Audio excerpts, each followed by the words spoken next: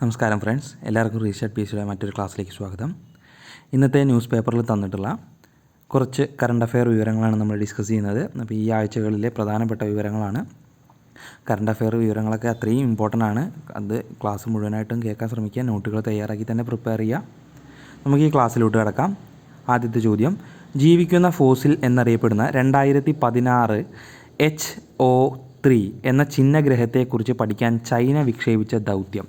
ജീവിക്കുന്ന ഫോസിൽ എന്നറിയപ്പെടുന്ന 2026 HO3 എന്ന ചിഹ്നഗ്രഹത്തെക്കുറിച്ച് പഠിക്കാൻ ചൈന വിക്ഷേപിച്ച ദൗത്യം ടിയാൻവെൻ 2.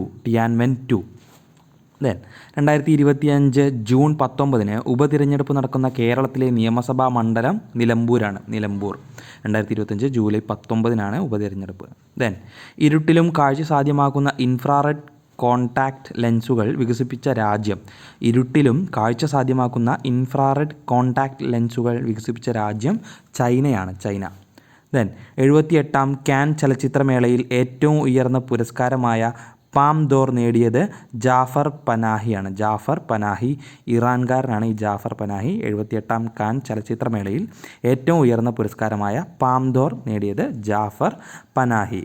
ദെൻ പ്രഥമ MP Veerendrakumar memorial national thought leadership പുരസ്കാരം നേടിയത്. പ്രഥമ MP Veerendrakumar memorial national thought leadership പുരസ്കാരം നേടിയത് പരിസ്ഥിതി സാമൂഹിക പ്രവർത്തകനും അപ്പിക്കോ പ്രസ്ഥാനത്തിൻ്റെ സ്ഥാപകനുമായ പാണ്ഡുരംഗ ഹെഗ്ഡെ.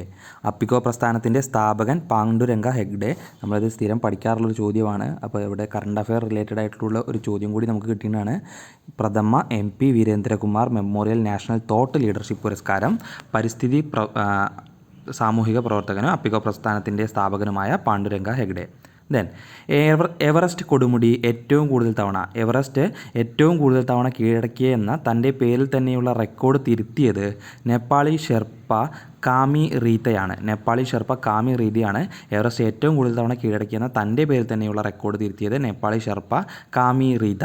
31 തവണ എവറസ്റ്റ് കീഴടക്കി ഇദ്ദേഹം. 31 തവണ കേട്ടോ. ദെൻ ഏഷ്യൻ അത്ലറ്റിക് ചാമ്പ്യൻഷിപ്പിൻ്റെ വേദി ഗുമിയാണ്. ദക്ഷിണ കൊറിയയിലെ ഗുമിയാണ് ഏഷ്യൻ അത്ലറ്റിക് ചാമ്പ്യൻഷിപ്പിൻ്റെ വേദി. ദെൻ തവിട്ടുകരടികളെ വെടിവെച്ചു കൊല്ലാനും ഇറച്ചി വിൽക്കാനും അനുമതി നൽകിയ രാജ്യം സ്ലോവാക്യയാണ്. തവിട്ടുകരടികളെ വെടിവെച്ചു കൊല്ലാനും ഇറച്ചി വിൽക്കാനും അനുമതി നൽകിയ രാജ്യം സ്ലോവാക്യ. ദെൻ US സർക്കാരിൻ്റെ കാര്യക്ഷമതാ വകുപ്പിൻ്റെ മേധാവി സ്ഥാനത്ത് നിന്ന് രാജിവെച്ചത് ഇലോൺ മസ്കാണ്. US സർക്കാരിൻ്റെ കാര്യക്ഷമതാ വകുപ്പിൻ്റെ മേധാവി സ്ഥാനത്ത് നിന്ന് രാജിവെച്ചത് ഇലോൺ മസ്കാണ്. അപ്പോൾ ട്രംപിൻ്റെ ഇലക്ഷൻ പ്രചാരണത്തിനൊക്കെ ചുക്കാൻ പിടിച്ചത് ഇലോൺ മസ്കാണ്. അപ്പോൾ അദ്ദേഹത്തിന് ഒരു സ്ഥാനമൊക്കെ കൊടുത്തിരുന്നു. ഡോജ് എന്ന് പറഞ്ഞിട്ട് ഒരു സ്ഥാപനമൊക്കെ ഉണ്ടാക്കിയിട്ട് അതിൻ്റെ മേധാവി പദവിയൊക്കെ കൊടുത്തിരുന്നു. അത് അദ്ദേഹം രാജിവെക്കുകയുണ്ടായി എന്നാണ്. കാര്യക്ഷമതാ വകുപ്പാണ്. അതിൽ നിന്ന് രാജിവെച്ചത് ഇലോൺ മസ്ക്. ദെൻ അടുത്ത ചോദ്യം നോക്കാം. ഈയിടെ അന്തരിച്ച ആഫ്രിക്കൻ സാഹിത്യലോകത്തെ അതികായനായ കെനിയൻ എഴുത്തുകാരൻ ഗൂഗി വാ തിയോങ്കോ ആണ്. ആഫ്രിക്കൻ സാഹിത്യലോകത്തെ പ്രശസ്തനായ എഴുത്തുകാരൻ, കെനിയൻ എഴുത്തുകാരനായ ഗൂഗി വാ തിയോങ്കോയാണ് ഈയിടെ അന്തരിച്ചത്. ദെൻ ഈയിടെ അന്തരിച്ച ഗാന്ധി സിനിമയുടെ ഛായാഗ്രഹകൻ ബില്ലി വില്യംസ് ആണ്. ബില്ലി ഗാന്ധിയിലൂടെ ഓസ്കർ നേടിയ ഛായാഗ്രഹകനാണ് ബില്ലി വില്യംസ്. ദെൻ നാവികസേനയുടെ INS തരിണി എന്ന പായ്വഞ്ചി ലോകം ചുറ്റി തിരിച്ചെത്തിയ ആദ്യ ഇന്ത്യൻ വനിതകളാണ്. ആരൊക്കെയാണ്? ലഫ്റ്റനൻറ്റ് കമാൻഡർമാരായ K ദിൽന, കേരളത്തിലെയാണ് K ദിൽന, A രൂപ, പുതുച്ചേരി സ്വദേശിയായ A രൂപയുമാണ്. K ദിൽന, A രൂപ എന്നീ 2 ലഫ്റ്റനൻറ്റ് കമാൻഡർമാരാണ് INS തരിണി എന്ന പായ്വഞ്ചിയിൽ ലോകം ചുറ്റി തിരിച്ചെത്തിയ ആദ്യ ഇന്ത്യൻ വനിതകൾ. വളരെ പ്രധാനപ്പെട്ട ചോദ്യമാണ്, പ്രത്യേകം നോട്ട് ചെയ്ത് വെച്ച് പഠിക്കുക. ദെൻ അടുത്തത്, മഞ്ഞുമല വീണ് നാമാവശേഷമായ സ്വിസ് ഗ്രാമം.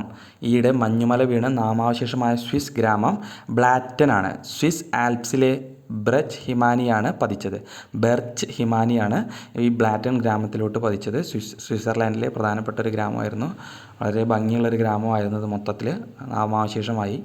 ദെൻ ഈ അടുത്ത് അന്തരിച്ച കടുവാ സംരക്ഷണത്തിനായി ജീവിതം നീക്കിവെച്ച പ്രമുഖ പരിസ്ഥിതി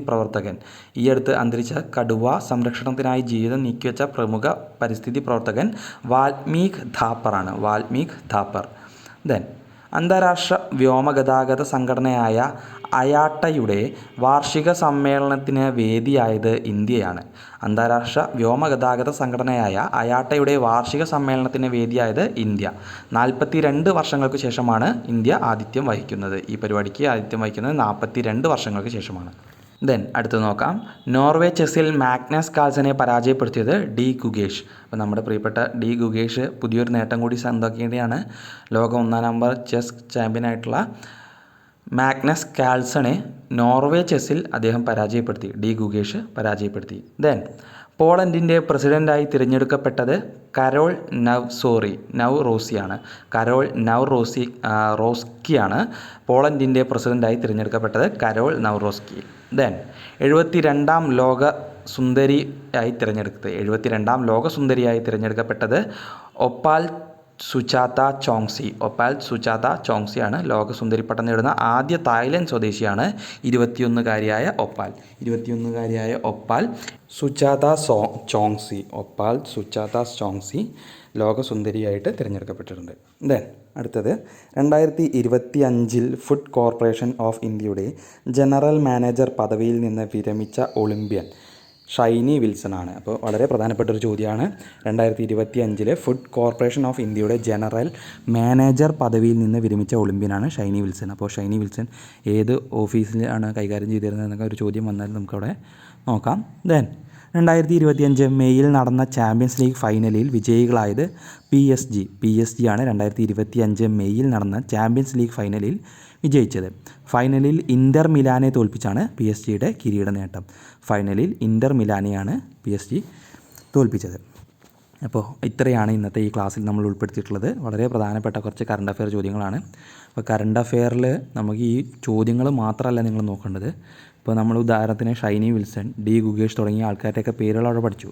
അവരെ സംബന്ധിച്ച മറ്റ് കറണ്ട് അഫെയർ വിവരങ്ങളും അവരെ സംബന്ധിച്ച സ്റ്റാറ്റിക് ആയിട്ടുള്ള മറ്റു വിവരങ്ങളും GK വിവരങ്ങളൊക്കെ അവരുടെ പഴയ നേട്ടങ്ങളും കാര്യങ്ങളൊക്കെ നിങ്ങൾ ശ്രദ്ധിച്ച് വയ്ക്കണം.